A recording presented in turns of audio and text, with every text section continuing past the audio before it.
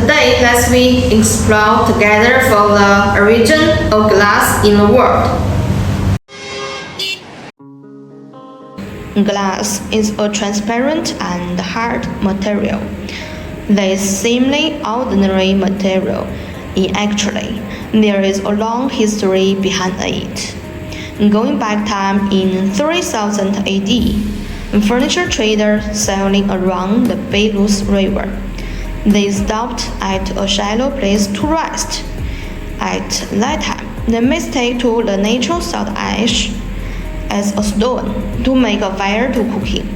Surprisingly, a transparent liquid float out of the fire. After solidification, its color seems actually clear.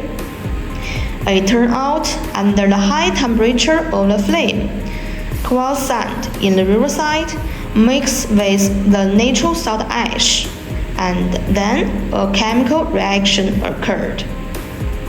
Because this unexpected discovery, glass has entered the long river of human history. Thanks for your listening. That's all for today. And next time, we will introduce more information for glass.